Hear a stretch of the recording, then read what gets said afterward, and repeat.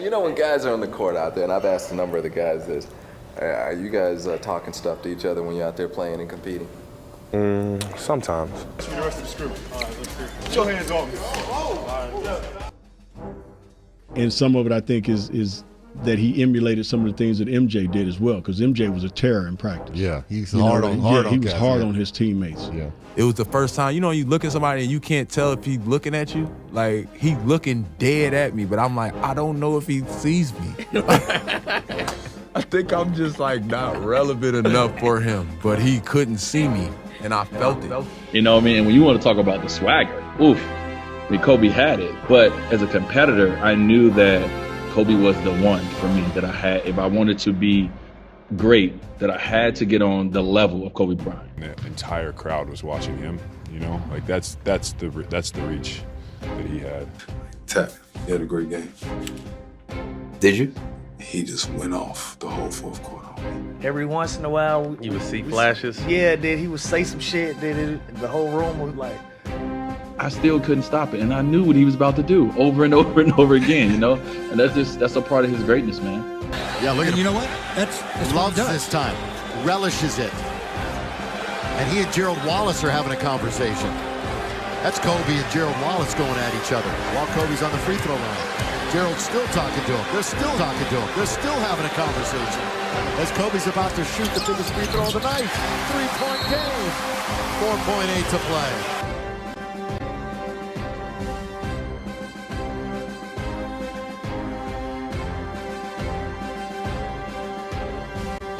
And that's not like, people think those stories are like not real. Like, those stories are real. Rumor has it, there's a story where Kobe was playing against the 76ers, and Andre Iguodala had done a great job on him. Held him to like 7 for 20 shoot. So he literally went, when they went back to Philadelphia, he had that date marked on his calendar. So he came to the locker room, and he was like, where's Dre? And I was on the court working out, getting ready for the game. And it was Lewis Williams. It was like, he told Lewis Williams, he said, tell Dre 50 tonight. So I come out to the locker room, and Lewis Williams was like, yo, Dre, Kobe said 50 tonight. I'm like, I'm always ready to play against Kobe, so I'm like, okay, this will be a good matchup. Excited about it. So 6 minutes to go in the fourth quarter. He has 49, and they're about like 20, and he gets subbed out. So he got 49 with 6 minutes to go. The game was over. So that was an interesting night. I actually went back and I tracked that game. He made like 3 threes from like where it says Staple on the side of the court. He made like 3 threes from like the P and Staples, which was like far. So yeah, and then we got a lot of pick and roll action. I'll never forget that game. The stories, I remember USA basketball, first practice, you know, he looked like, I don't want to say old, but he looked like, I was like, man, am I seeing like the end, you know, it's like he's starting to decline. I didn't tell anybody that, I would never say that out loud.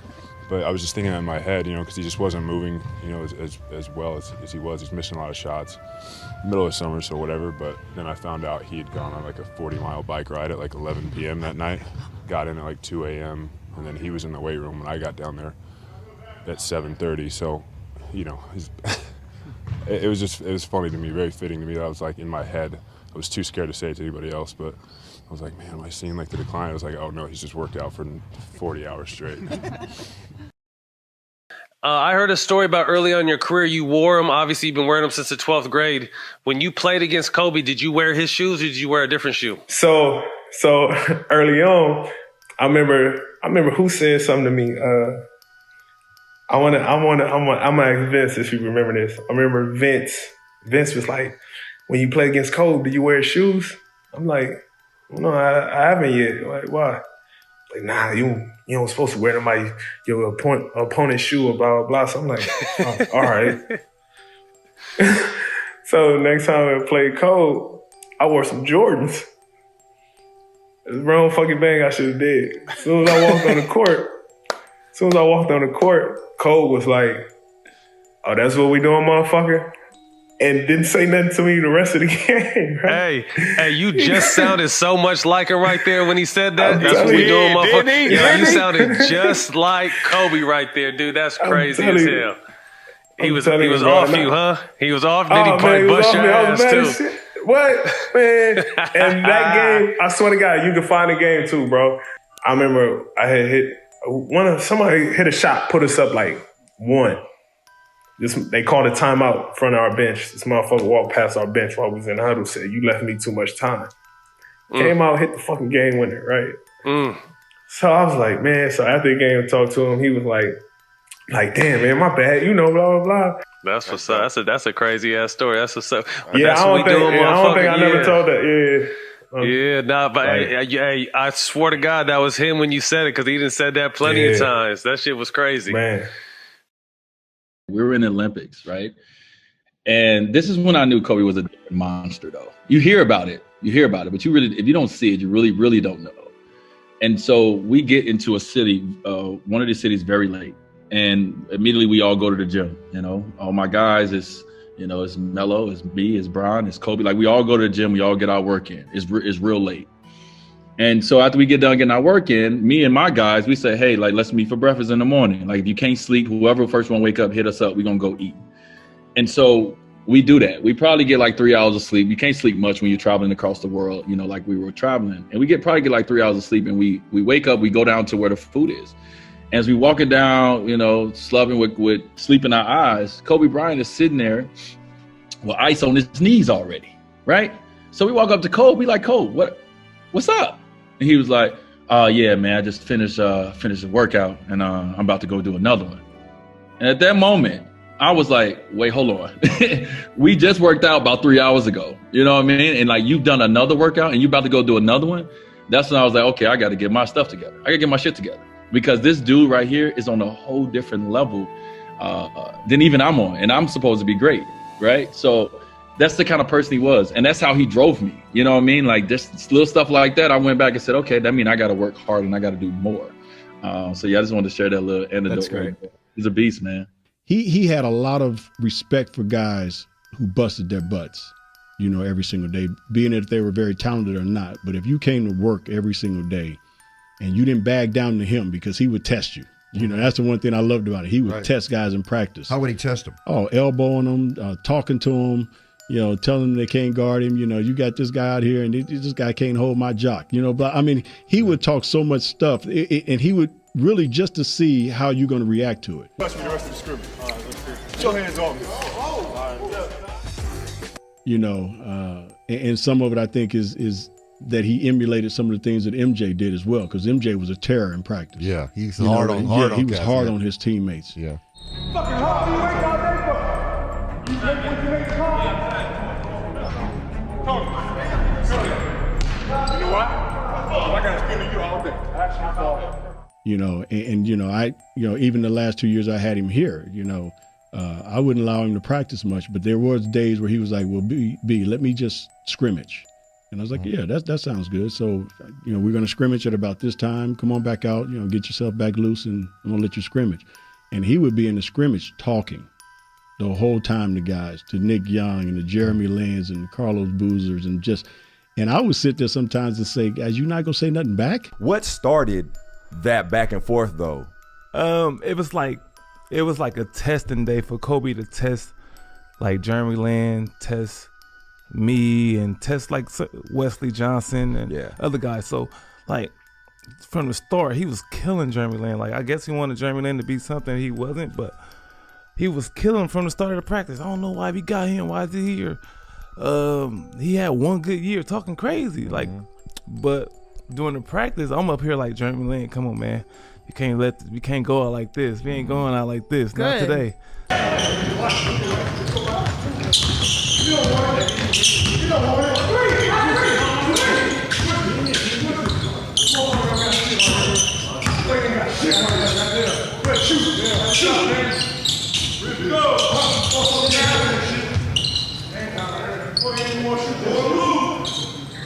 I'm getting mad like, Jeremy Lin, come on, man. Kobe, y'all soft like Sherman. Oh, I can't even get better practicing with y'all. And he would do it to just see which of these guys he could be in that foxhole with.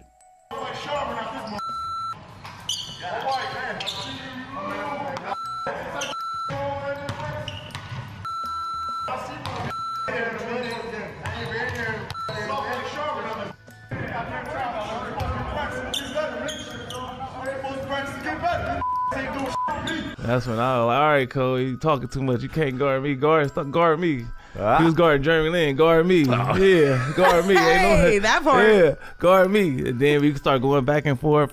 I said nobody in the world could guard me. Because Gil was teaching me. From. Nobody in the world can guard me. Nobody in the world can guard me. In the world.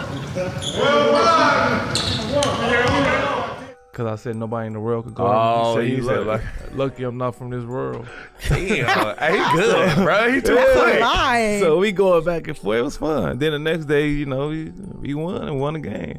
And he was like praising us and all that type of shit. I love when you waved them off. I think it was against the Spurs. Yeah. That was the game. That was right after that. Oh, that was right after that. In the interview, I said...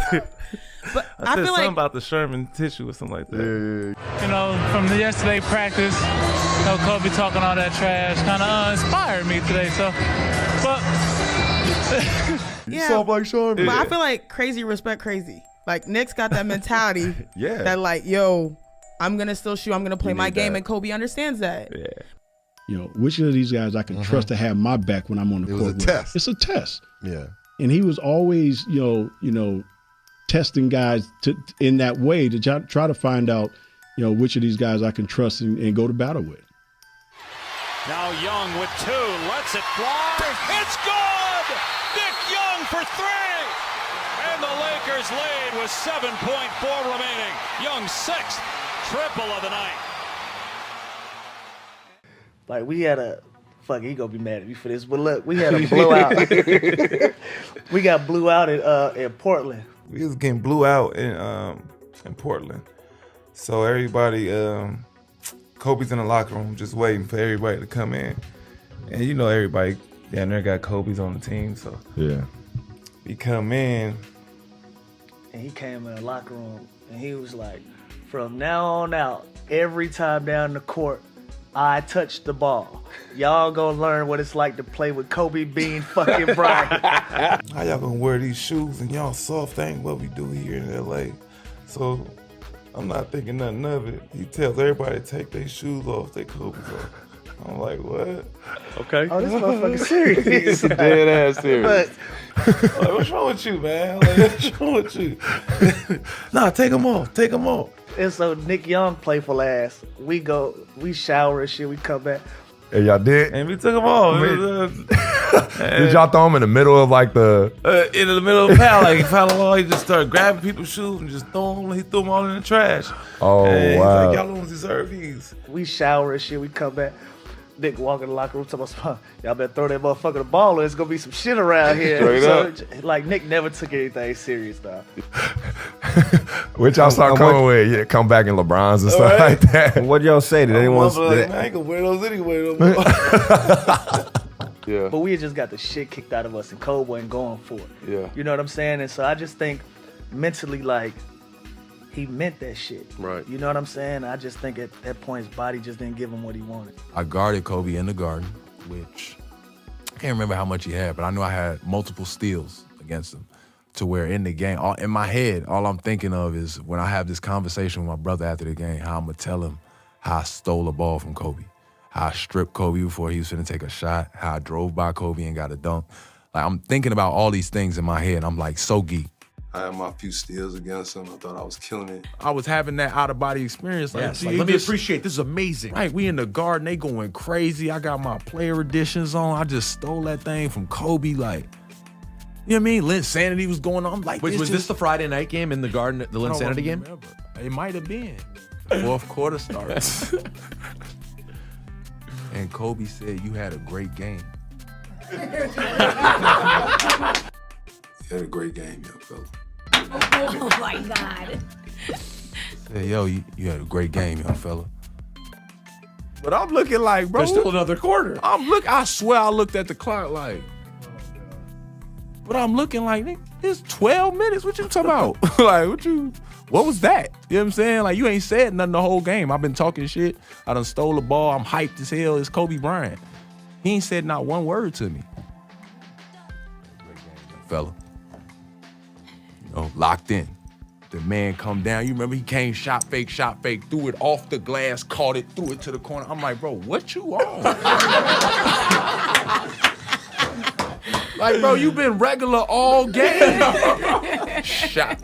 Get to the spot, shot fake, spin, pivot over here, spin back on the foot, drop it off the glass. I'm like, bro, what's going on? Then he pulled up from like 35 feet on some Steph Curry shit before Steph was doing that. He pulled up and laced it. I'm like, they called a timeout. Dan Tony looking at me. I'm like, bro, I'm like, bro, I guard everything, bro. Nah, bro, I guarded the first 2 moves. He ain't supposed to have a third counter like that. Like, bro, I stopped the first one, stopped the second one, bro. The third one wasn't on the film. Yeah, it wasn't on the film, bro. I don't know what that is. I never seen that before. Yeah, I thought that was a travel. His feet shouldn't even be able to move. Like, one point he just dribbled up, just picked a spot and just shot it dead in my face. Like, everything I was doing, I was just like, and I'm thinking in my head, damn, that whole good game I thought I was having is just gone. I just beat the Kobe for another 2 years. Oh my God. My Kobe story is we were in the player lounge. There was a couple of us, and we were playing spades. And he kind of came in, and we were drinking a little wine, playing some spades, just chilling. And he came in, sat down, poured himself a glass, and he was kind of like reading a paper. So this is 2008. So they had just lost to the Celtics in the finals, tragically, if memory serves. And so he opens up the paper, and there's this article about it, and there's a picture of Paul Pierce. So I see it, we kind of are, and it's Kobe Bryant. Listen, it's 2008, we're all sitting there, fucking Kobe Bryant sits down and pours a glass of wine. We're like, what the fuck, And then we look over, and he's tearing out the picture of Paul Pierce. So he cuts it out, and he folds it up, he puts it in his pocket, and we're all looking at him, what's going on? He's like, motivation. We're like, oh, cool. And then he proceeded to chug his wine, pour another glass, chug it, poured the third, and he was basically he looks over and he's like, now I'm one ahead of you guys. We were like, okay. That is great. That is such a great story. So when I hear those stories about Kobe, and I hear them from so many people, I'm like, yo, was he really was some of it performance art? Yeah. Some of it was I've gotta live up to this reputation. Who does that? Could he have not torn that piece of paper out in his own room and put it in his pocket? He wanted someone to know. Yeah, right, exactly. Jordan's with the Washington Wizards, and they play in Washington. Jordan beats Kobe. Jordan gets that win. Kobe was guarding him, and he did something because Jordan made the last play, made a pass, and they hit the game. At the end of the game, he smacks Kobe on the butt and said, "You can put the shoes on, but you ain't gonna never feel them." The 8s, he had the 8s on, right? Yeah. You're never gonna feel them. You're never gonna feel these shoes. Kobe stopped talking to his teammates. They say Kobe didn't talk to the team for 2 weeks. Yeah. For 2 weeks. Literally would not say anything to anybody. He just went silent. But he was on 1 million. And when they talked to Phil Jackson, the teammates were like, what's going on? What's going on? So they said, Phil, what's up with Kobe? He mad at us? It was like, nah, he ain't mad at you. Well, Jordan told him that comment, and it upset him. In Washington, it's in what? 2 weeks ago? He's like, yeah, he told him he can copy him all he wants and do all that, but he'll never fulfill those shoes. So they already knew what was coming. So then the Wizards came to Los Angeles to play. Hey, they was like, yeah, I feel sorry for next time we play Jordan. Kobe scored 42 points in the first half. Wearing that distinctive headband out to Kobe. 5 on the shot clock. Kobe Kobe looking in the corner, instead stops the baseline, squares up. 23 consecutive points scored by Kobe. 30 points in the game. That was a nice looking shot. Pull-up jump against Kwame Brown. Crossover. Pull-up jump shot. Good again. You better take a timeout. And scored 55 points in that game. They said they already knew what was about to happen against MJ when MJ came to LA. Wow. And they said, sure enough, Kobe went out and that motherfucker said, all right. It wasn't whatsoever. He didn't even have to tell the team. Once they heard what happened is what Kobe decided to do. On Jordan. which a lot of people don't say. He had 42 in the first half. Yeah. Game 55. Bro, you could see Mike's face in the end. Now that explains it. They said Mike with the towel. Yeah, but that's what I'm saying. It was what was told to him. Yeah. He's a psycho. That's what I said. He's a psycho. That's what was told to him. Do you remember the reality show, The Real World? Yes. That used to be on MTV? Yeah. Kobe was a rookie. Arn was my agent as well, and I was the elder statesman of the firm. And Arn called me up and was like, you know, do you mind talking to this young kid and show him what the NBA is all about and how to conduct yourself? I'm like, okay, yeah, sure, I'll talk to this kid. We were set to play a game of basketball versus the real world cast. It was shot in Hollywood, and all I remember is Gail continuing to say to me, look, when you guys get there, you're going to get there before the cast of Real World.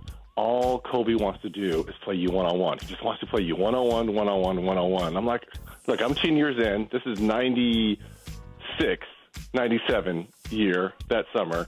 So he had 1 year in. So I'm 10 years in. I'm not going to play this young cat one-on-one. I'm like, all right, I'll play a soft game of one-on-one versus him, but our focus should be going against the real world cast. So we get there, and we're playing soft one-on-one, and, you know, I'm doing my step-back jumper. I know you've alluded to this before. And he's like, how do you do that move? And, I kind of show him because I was trying to take things from him as well. He had this killer crossover. I'm like, wow, how do you do that? So we're exchanging our go-to moves. Well, a conversation turned into text messages and phone calls every day. Because, like you said, he was gathering information. We reached the Bulls in the conference finals, and he was like, so what was it like going against Jordan? He wanted to be bigger than life. And at that time, that person bigger than life, and still is Michael Jordan. And I didn't have a very strong relationship with MJ. But Kobe wanted to know what was all the intricate talking and trash talking and moves that were going on between MJ and I. What did you do? Like, what were your game plans? What was this? I was like, man, that black cat, there was no answer for him, man. We tried this, we tried that. That black cat was doing this and that. And I'm thinking to myself, what does this kid want to know about all this MJ talk for? There's only one black cat, because I referred to call Michael Jordan or Jordan. I always called him the black cat. It's like the black cat was, we were doing this, and I'm talking to Kobe. And I'm like, Kobe. He's like, you know what? Like, you know what? Well, you better get ready for the caramel cat because he's coming. So before the Black Mamba, his nickname was the Caramel Cat. I'm thinking, this young 17-year-old, I'm talking about the greatest ever. He says, you're going to refer to me as the Caramel Cat. That's how much confidence he had back then. This is like 1 year into it. He's like, well, you better forget the black cat. You better get ready for the caramel cat because he's coming. And I thought about it. I'm like, fast forward 2 or 3 years later, it was 2-1. And then game 4 that you mentioned, you fouled out. I'm thinking, you already had 50 and 25. Great. That's a loose ball foul on Shaq. That'll be number 6. What a big play. 3 years later in the NBA Finals, that same move that I was showing him in my step back, he hit in Game 3 after Shaq fouled out. Reggie Miller, the marquee matchup we talked about. Look at Reggie Miller squaring him up. These two guys played one-on-one all summer in L.A. Kobe takes it between his legs. He pulls it back, hits the jumper, and then sort of gives it, take your time. Everything's cool. As he's running down the court, pats me on the butt and says, you never should have showed me that step back. I'm going to kill this young kid. Brilliant. And I hope you guys enjoyed the video. Those were a collection of Kobe Bryant's greatest stories told by NBA players and players in the media. If you guys could help me out by hitting that like button, let's aim for 2,400 likes for Kobe. Subscribe if you're new, and comment down below which player you'd like me to make next, or even a part 2 of this series with Kobe. But with that said, yeah, I'm out. I'll catch you guys on my next one. Peace.